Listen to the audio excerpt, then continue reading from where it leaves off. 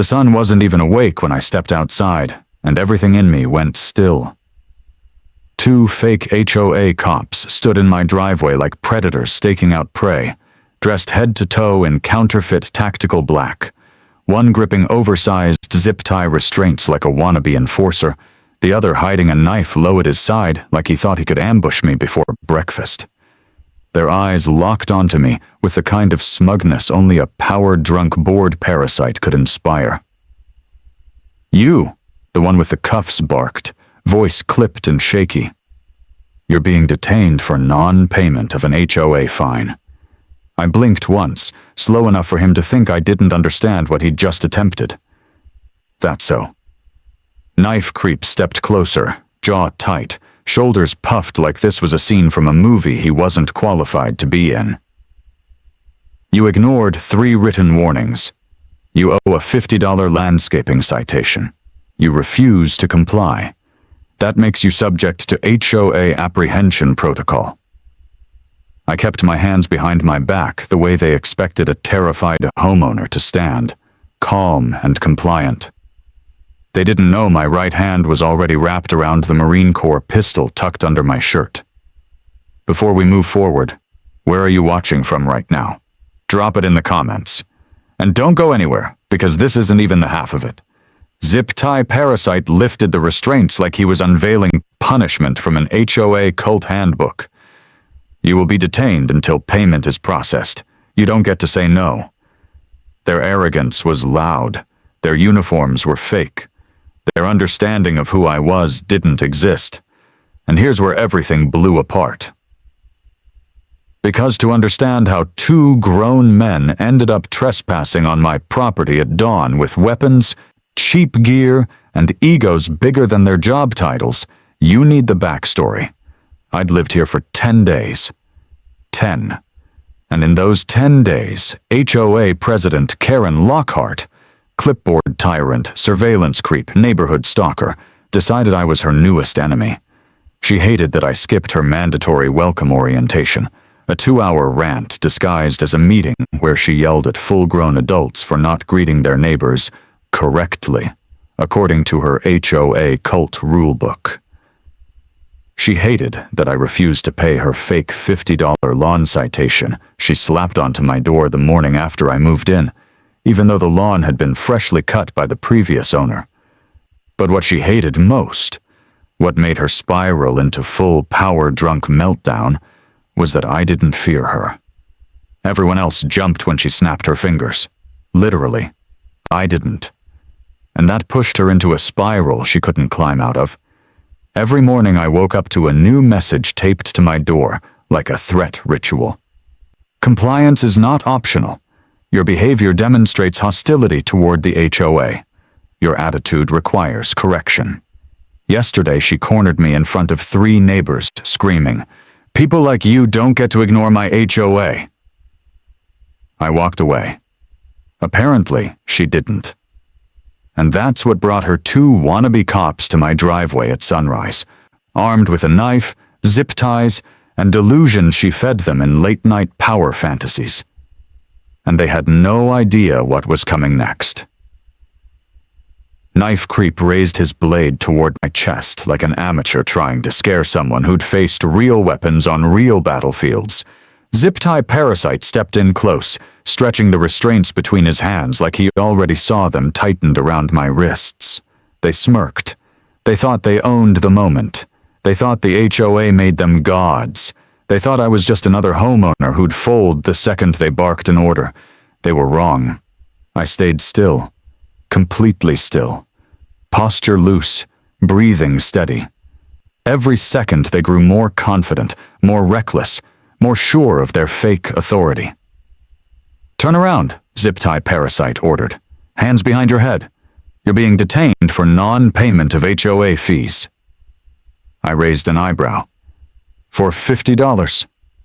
Plus late fees," he snapped. "Plus attitude fees. You're in violation of HOA apprehension protocol. Don't make this worse." Knife Creep smirked and stepped closer. "Move or you'll be moved." My jaw tightened. Not from fear, but from patience stretched to its final thread, I gave them one chance. My warning stands, walk away. They didn't. Knife creep lunged. And that's when everything snapped. My hands, the ones they thought were compliant, exploded into motion. I drew my Marine Corps pistol in one clean, perfect movement drilled into my bones through years of training. Bang! The shot ripped through the early morning air like a sledgehammer hitting steel. Knife Creep's body jerked sideways as the round tore into his shoulder. His legs buckled. The blade flew from his hand. He hit the pavement screaming, rolling, clutching at the blood pouring between his fingers. Zip-tie parasite froze mid-step, ego shattering like cheap plastic. "Oh God, you shot him," he stuttered. I kept the pistol raised, calm as stone. "You brought a knife to my driveway. Congratulations. That's attempted assault." He panicked. Instead of running like a sane man, he charged me with the zip ties stretched out like he planned to loop them around my neck. Bad move. And here's where everything blew apart again. I shifted one step to the right, letting his momentum betray him. My elbow drove into the side of his jaw with clean marine precision, the kind of strike that shuts down a threat before the threat understands it made a mistake. His head snapped sideways. His knees buckled. I caught his vest, spun him, and slammed him into the hood of my car hard enough to rattle the frame. He groaned, spit onto the metal, and tried to swing backward in one last pathetic intimidation attempt. I smashed his wrist against the hood. He screamed, voice cracking between fear and disbelief. "You're insane!" he cried. "We have authority." I leaned close enough for him to feel every syllable land against his pride. "You have nothing." He tried to wriggle free. Wrong move. My knee drove deep into his ribs. Every ounce of fake authority collapsed out of him at once. He slid down the bumper, limp, wheezing, defeated before he even hit the pavement. Behind me, Knife Creep let out one last broken cry and went unconscious from blood loss and shock. I exhaled once, only once. Then everything went quiet enough for the neighborhood to hear just how bad this HOA mafia stunt had failed. And the real reckoning was only beginning. I took out my phone, voice steady. 911. 2 armed suspects impersonating law enforcement. One attempted to stab me, one attempted illegal detainment. Shots fired, both down. Send deputies and medics. Before I hung up, several neighbors stepped out with their phones recording everything. "We got it all on camera," one said. Good, because this was far from over. Sirens echoed in the distance, rising fast. And Karen Lockhart, the power-drunk HOA president who sicked these wannabe cops on me, was about to learn exactly what happens when you try to detain a Marine with dollar store enforcement tactics. But that's not even the half of it. The deputies arrived first, tense, hands near their holsters, eyes darting between me and the bodies on the pavement. I lifted my shirt just enough to show the Marine Corps identification clipped inside. Their posture shifted instantly. They looked at the ID, then at the wounded men, then at the knife glinting on the ground, then at the neighbors filming from every angle. One deputy exhaled. "All right, that changes things." Knife Creep was unconscious, barely breathing. Zip-tie parasite wheezed like his ribs had folded in half. The deputies were assessing the scene when the morning air split open with a scream that could crack drywall. Karen Lockhart stormed across her lawn barefoot, hair wild, robe flapping like a flag of hysteria. She pointed at me with a shaking finger. "Arrest him. He assaulted HOA officers. He shot one. This is a felony. He is non-compliant." The deputy nearest me lifted a hand to stop her. "Ma'am, step by, I will not," she shrieked, voice hitting a pitch that made half the street wince. "He owes me $50. He resisted detainment. You have to arrest him." Her desperation drenched every word. She wasn't defending law. She was defending her ego. And now it was collapsing in real time. The deputy pointed at the knife on the ground. "Ma'am, Your officer brought a weapon to a homeowner's driveway. He was enforcing protocol, she barked. And the other one tried to restrain him with zip ties, another deputy added. That's attempted kidnapping. They were following orders, Karen screamed. The entire neighborhood froze. Every deputy turned. The air thickened. One of them repeated slowly, dangerously. Orders. From who? Karen blinked, realizing too late she had dragged herself into her own grave. She opened her mouth to backpedal. I mean, it's HOA business. Confidential, ma'am, the deputy cut in. I need you to stay exactly where you are. Her face collapsed. And here's where everything blew apart. Karen didn't stay still. She lunged forward with a feral shriek, just as paramedics lifted Knife Creep onto a stretcher. He whimpered when they touched his shoulder, the sound slicing across the street like the dying echo of her authority. When they lifted the second man, Zip Tie Parasite, he pointed straight at her with a trembling hand. She told us to do it, he blurted. She said you wouldn't fight back. She paid us. Karen exploded, trying to launch herself at him. You shut your mouth deputies grabbed her arms instantly, locking her in place as her robe twisted around her legs. She thrashed like someone drowning in the collapse of her own power trip. The neighbors watched in stunned silence. The deputies watched in professional disbelief. And I watched with the same calm I used overseas, waiting for the moment the villain finally realizes the game is over. That moment was right now. Within an hour, detectives arrived, their presence draining the last fumes of confidence from Karen's posture. They separated witnesses. They bagged evidence. They photographed the blood on my driveway, the broken zip ties, the knife, the forged uniforms, and the fake HOA patches.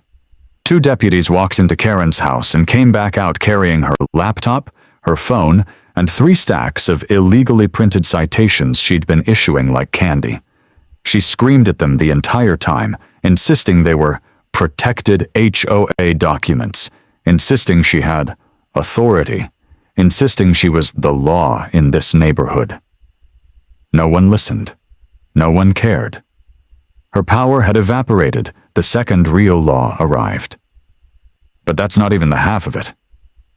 Before sunset, everything unraveled. The detectives accessed her phone and found the messages she thought she could hide behind HOA confidentiality. Detain him. He needs to learn compliance. Knife is only for intimidation. Don't actually use it unless necessary. If he fights back, he loses HOA privileges permanently. And the worst one? I'll pay extra if you make him scared. Every message proved intent. Every message proved malice. Every message proved she wasn't just unhinged. She was orchestrating an HOA mafia operation from her living room. The lead detective read the texts out loud. Karen's face lost all color. She tried to claim they were jokes. She tried to claim someone hacked her. She tried to claim the Marine Corps ID on my hip was counterfeit. Each lie made her look smaller. The neighborhood watched her unravel and didn't blink. And here's where everything blew apart again. When the deputies approached her with cuffs, she screamed louder than the sirens that brought them. You can't do this. I am the HOA. The words came out jagged and wild, dripping with the last fumes of her collapsing ego. A deputy stepped behind her and lowered the cuffs. Ma'am, you are under arrest for conspiracy to commit assault, impersonation of law enforcement through hired agents, solicitation of armed intimidation, filing fraudulent citations, and coordinating an attempted kidnapping. She tried to run. She didn't get 2 steps before they took her down with a controlled, professional hold. Neighbors gasped. Some filmed. Some whispered. Some looked relieved. Karen howled as they lifted her up, wrists pinned behind her back, robe slipping from one shoulder as the world around her finally rejected the fear she'd fed it. Her eyes met mine for a split second. Fury, humiliation, collapse. And I didn't blink. That was the moment she understood she never had authority. She only had fear, and fear dissolves the second someone refuses to bow to it. Detectives didn't waste time. They marched Karen to the back of a cruiser while neighbors lined the sidewalks in stunned silence. Some whispered, some recorded, some just stared, finally seeing the woman who had ruled their lives with harassment notices and midnight stalking reduced to a shaking, robe-clad fraud. As they closed the cruiser door, one detective read off the evidence list loud enough for Karen to hear every word. Forged HOA violations, unauthorized enforcement documents, altered bylaws, payment logs to 2 unlicensed enforcers, threat messages encouraging intimidation. Karen's breathing turned sharp, panicked, feral. She slammed her shoulder against the cruiser window, screaming that she ran this place, screaming that they were making a mistake, screaming that the HOA gave her special authority. No one responded. Her words dissolved into fog on the glass. Her silence finally meant something, and the first chapter of her collapse was complete. But her humiliation hadn't even peaked yet. The case built itself. Detectives traced the uniforms to an online marketplace. The fake badges matched a package Karen signed for 3 weeks earlier. The 2 wounded goons provided statements immediately, their courage evaporating the second they realized they were facing real charges, while the Marine they attacked stood calm and uninjured. They confessed everything without hesitation. Karen hired us. Karen instructed us. Karen paid us to intimidate him. Karen wanted him detained for refusing to obey. Each confession landed like a hammer on her collapsing reputation. The HOA board was notified within hours. Their responses ranged from shock to frantic denial as they scrambled to distance themselves from the monster they had allowed to rule them. They held an emergency meeting. All of them resigned within 30 minutes. Karen's name was stripped from every document, every sign, every committee. The HOA empire she'd treated like her kingdom fell in less time than it took her to write one of her fake citations. But that wasn't the end. It was only the fallout. The courtroom was full. Neighbors filled every row, some standing along the walls, some whispering that they finally felt safe enough to show up. Karen entered in cuffs, wrists tight behind her back, eyes wild and unfocused. Her hair was tangled. Her posture that once radiated manufactured superiority had crumbled into a jittering, shrinking mess.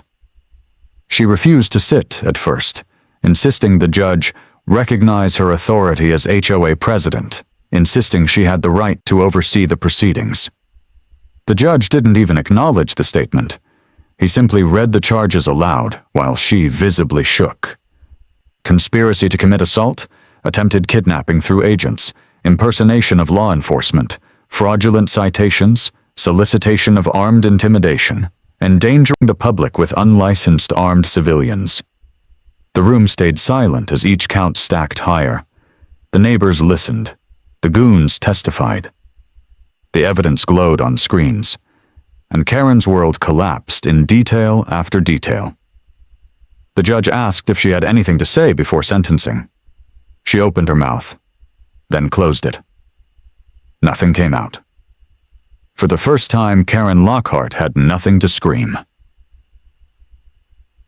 He sentenced her to 8 years in state prison, restitution, and permanent removal from any HOA governance for life. Gasps rolled through the courtroom. Karen's knees buckled, and deputies grabbed her arms before she hit the floor. She stared at me like she expected negotiation, forgiveness, compromise. She got none. She was escorted out in chains. Her reign of fear died in front of the same people she once bullied into silence. But even that wasn't the final blow.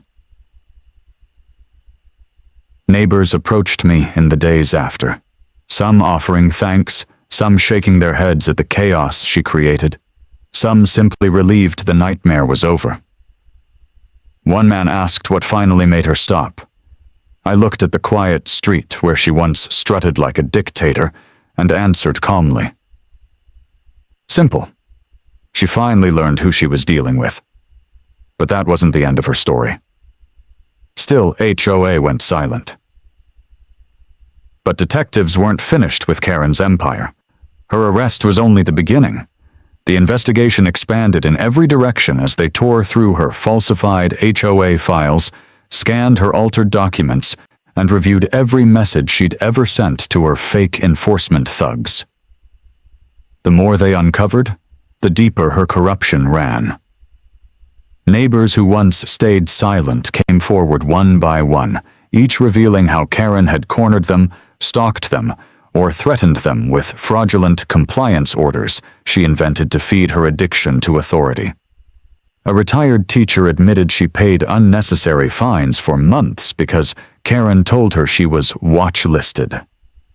A young couple revealed Karen threatened to report them to the county for lawn aggression, a term she fabricated in the moment. An elderly man, hands trembling as he spoke, said Karen followed him home from the mailbox at night just to tell him he was walking suspiciously. Each new testimony sharpened the picture of an HOA tyrant who mistook fear for leadership. Detectives gathered everything, building a case so airtight the district attorney didn't need a single extra day to file charges. Karen's house, once a fortress of printed lies and clipboard dominance, turned into ground zero for an HOA crime scene. Her handwritten notes, her altered bylaws, her drafts of made-up protocols, they all revealed a woman spiraling into authoritarian delusion. Neighbors watched detectives carry out boxes of her fabricated enforcement plans. Her reputation, her fear tactics, her imagined power, they collapsed the second sunlight hit them. And in that collapse, the neighborhood finally exhaled for the first time in years. But my part wasn't to celebrate. My part was to stand steady, answer every question with marine precision, and make sure every detail of Karen's criminal empire reached the courtroom without cracks. Because people like her don't stop unless someone stronger shuts them down completely. And I was going to make sure she stayed down. Karen's sentencing sealed everything she had built into the grave she dug herself. The judge's voice echoed across the silent courtroom as he listed her crimes in one continuous stream that left her trembling before her own neighborhood. Fraud, impersonation, conspiracy, intimidation, false detainment, armed coercion, abuse of HOA authority. She tried to lift her chin. She tried to breathe authority back into her lungs, but there was nothing left to inhale. When the judge delivered 8 years in state prison, heavy restitution, and a lifetime ban from all HOA boards or neighborhood governance, Karen's mouth fell open like someone cut the last strings holding her upright. Deputies lifted her by both arms as she buckled, dragging her past rows of neighbors she once terrorized without consequence. She didn't scream this time, didn't threaten, didn't command. Her silence was louder than anything she'd ever shouted. That silence followed her all the way down the hallway until the courtroom doors slammed behind her. The HOA dissolved within days. Board members fled their posts like rats abandoning a ship that finally caught fire. Neighbors walked outside freely again, laughing in driveways, trimming lawns without fearing surprise citations, living without Karen's surveillance crawling along their fences. A man approached me at sunset, hands in his pockets, breathing peacefully for the first time in years. "What finally made her stop?" he asked.